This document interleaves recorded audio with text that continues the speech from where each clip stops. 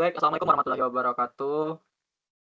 Sebelumnya perkenalkan kami dari kelompok satu mata kuliah Biofisika akan mempresentasikan materi yang berjudul Perkembangan dan Aplikasi Akselerator Linier atau LINEC dalam Terapi Radiasi, di mana anggota kelompok kami adalah saya sendiri, Rangga Andani, yang kedua Agil Putra, 3 Mirfa Medina, 4 Sarah Adisti, 5 Olivia, 6 Zakia Rahman, dengan dosen pengampu Bapak Riko Adrial.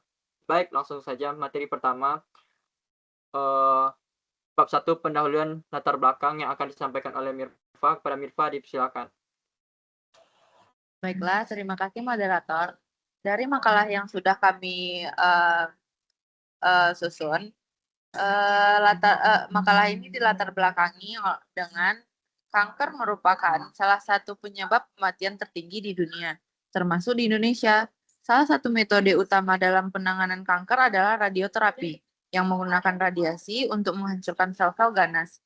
Linear accelerator atau biasa kita sebut LINAC merupakan alat penting dalam terapi radiasi modern karena mampu menghasilkan berkas elektron maupun foton berenergi tinggi yang dapat menargetkan tumor dengan presisi, baik di permukaan maupun di kedalaman jaringan. Seiring berkembangnya teknologi, LINAC ini tidak hanya mengalami kemajuan dalam prinsip kerjanya, tetapi juga semakin meluas penggunaannya di berbagai rumah sakit. Namun distribusi LINAC di Indonesia masih belum merata, sehingga pemahaman tentang sejarah, prinsip kerja, serta sebaran LINAC menjadi hal yang penting untuk mendukung peningkatan akses dan kualitas layanan terapi radiasi bagi pasien kanker. Next.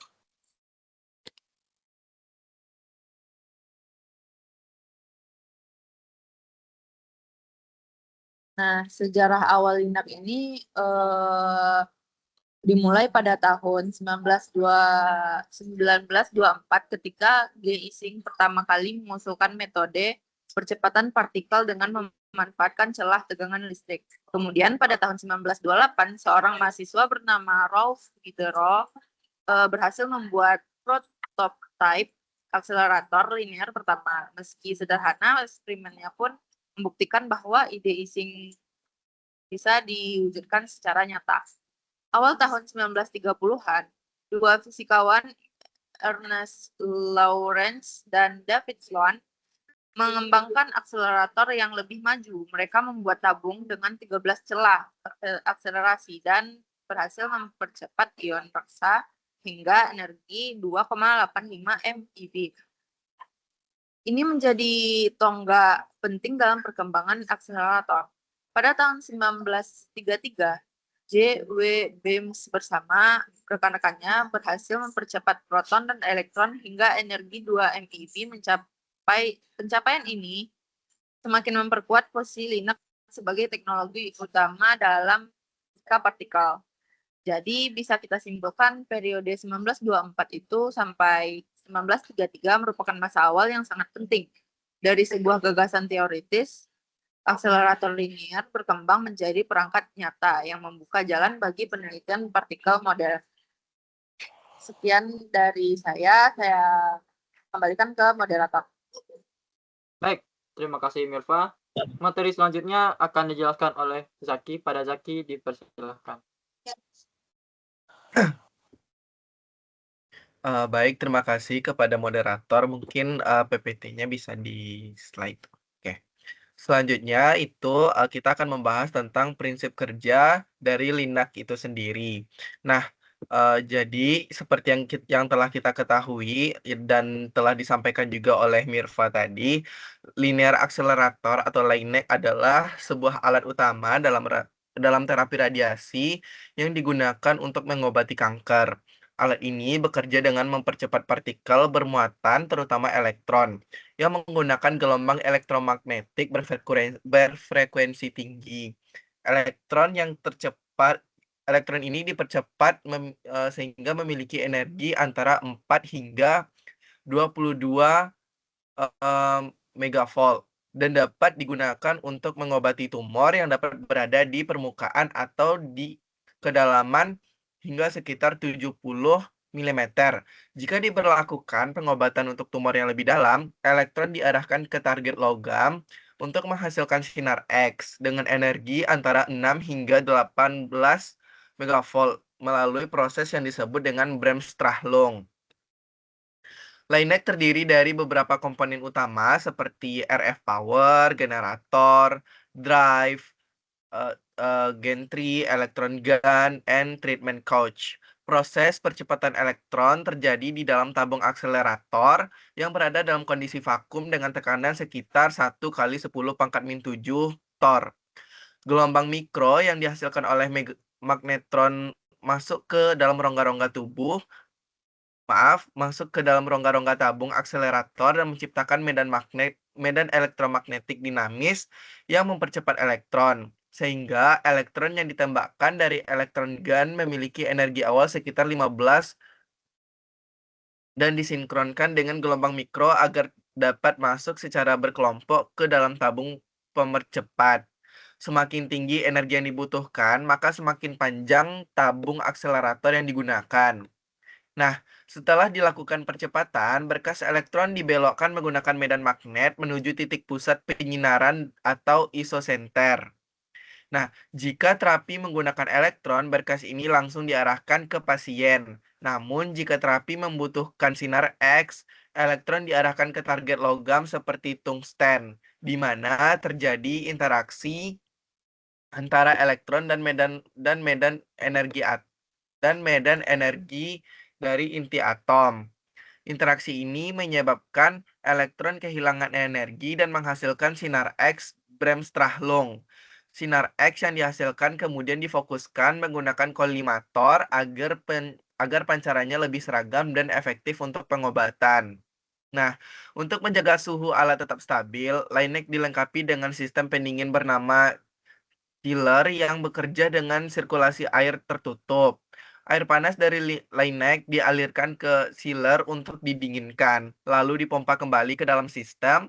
Dengan teknologi ini, Linek mampu menghasilkan laju dosis radiasi sekitar 400 monitor unit atau MU per menit atau lebih, menjadikannya alat yang sangat efisien dan penting dalam terapi radiasi modern. Nah, jadi Linek ini dapat digunakan pada kemajuan teknologi terutama di dalam bidang kesehatan. Nah, biasanya Linek ini terdapat pada rumah sakit rujukan atau umum pusat di Indonesia. Nah, tapi pada saat ini rata-rata yang memiliki Linek itu hanya rumah sakit umum pusat saja atau rumah sakit rujukan. Karena yang pertama itu ada keterbatasan biaya, karena Linek ini juga lumayan mahal untuk dalam segi biaya. Selanjutnya juga, pengkalibrasian atau pengolahan kalibrasi terkait dengan, Linek itu sendiri. Nah, selanjutnya, boleh di next moderator materi selanjutnya. Terima kasih. Oke, terima kasih Zaki. Materi selanjutnya akan dijelaskan oleh Agil. Kepada Agil dipersilahkan. Terima kasih kepada moderator atas kesempatannya. Nah, selanjutnya kita bakal masuk ke proses percepatan. Nah, kita tahu sendiri Linek atau linear accelerator adalah alat yang digunakan untuk mempercepat partikel bermuatan seperti elektron. Nah, prosesnya terjadi di dalam lubang tabung vakum, di mana medan listrik berisolasi digunakan untuk memberikan energi ke elektron. Medan listrik ini berasal dari gelombang mikro yang dihasilkan oleh magnetron saat elektron bergerak melalui tabung. Mereka disinkronkan dengan frekuensi gelombang mikro sehingga bisa mendapatkan dorongan energi di waktu yang tepat setiap kali melintasi celah antar tabung. Dengan cara ini, energi elektron meningkat secara bertahap sepanjang lintasan akselerator. Proses ini sangat efisien dan umum digunakan di berbagai bidang seperti penelitian fisika, kedokteran, dan industri. Adapun proses percepatannya itu pertama ada magnetron menghasilkan gelombang mikro, dan yang kedua itu ada gelombang mikro menciptakan medan listrik di tabung akselerator atau vakum. Dan itu elektron dari elektron pun dipercepat sel demi sel.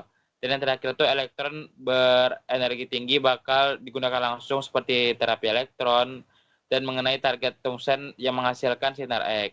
Oke, selanjutnya.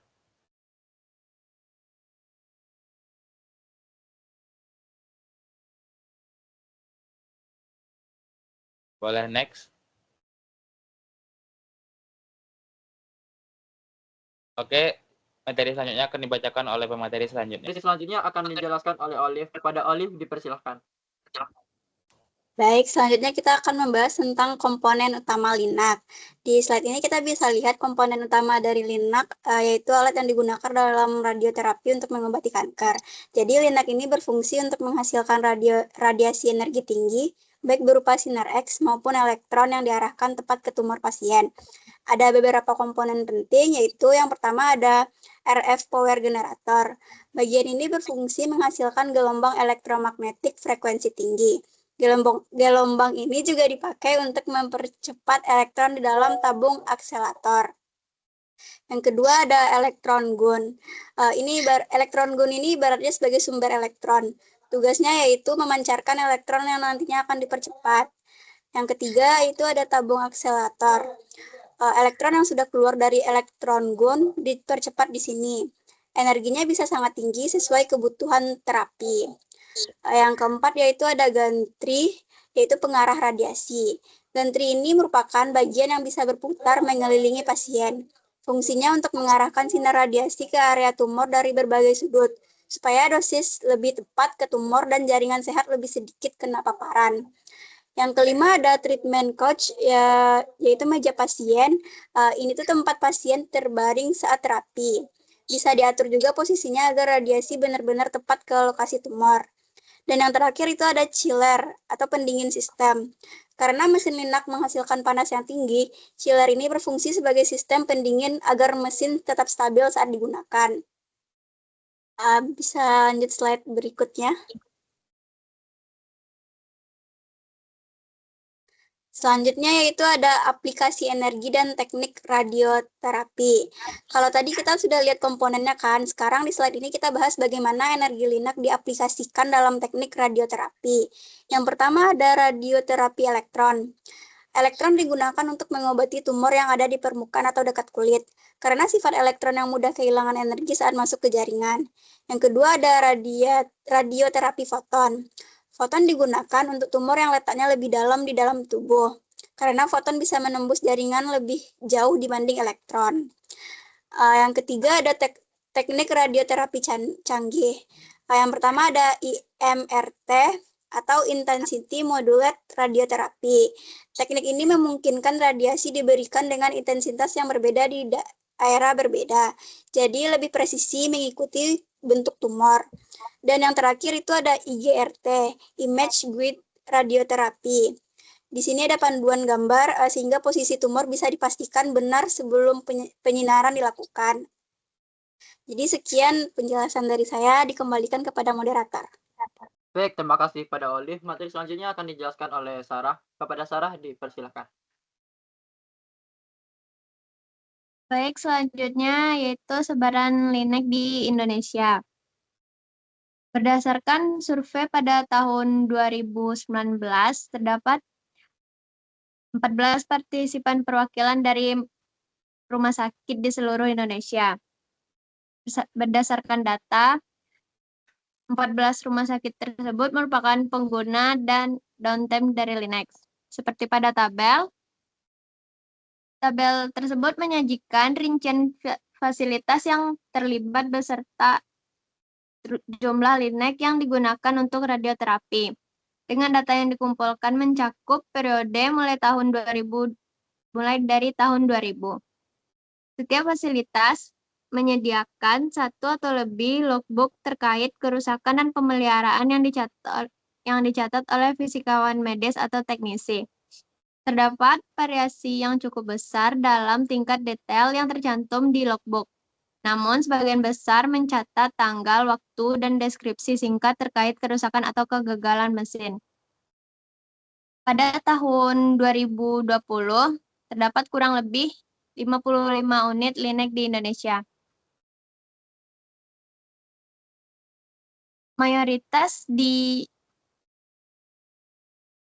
Berdasarkan data Perhimpunan Dokter Hematologi Onkologi Medik Penyakit Dalam Indonesia tahun 2020, mayoritas penggunaan Linac di rumah sakit yaitu di Pulau Jawa dan Sumatera. Sementara itu, Pulau Kalimantan dan Papua masing-masing hanya memiliki 1 unit Linek. Tantangan dalam penggunaan Linek yaitu distribusi tidak merata, perawatan yang sulit, dan downtime mesin. Berdasarkan PT Itama Ranoya Tbk, sebuah perusahaan di bidang peralatan dan perlengkapan medis berteknologi tinggi, mereka akan mulai mendistribusikan Linek ke beberapa rumah sakit swasta di Indonesia pada bulan Juni 2024. PT Itama Ronaya Tbk juga berencana untuk mengikuti pengandaan distribusi Linek untuk pemerintah guna memperluas jangkauan layanan ke beberapa daerah Indonesia. Slide selanjutnya.